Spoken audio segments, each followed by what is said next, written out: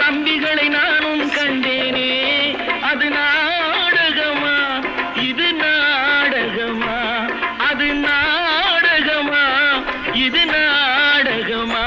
இங்கு நான் காணும் வேஷங்கள் கொஞ்சம் அல்லவே. நான் இது போன்ற வேஷத்தில் வந்ததில்லையே. அம்மம்மா, தம்பி என்று நம்பி அவன் உன்னை வளர்த்தான்.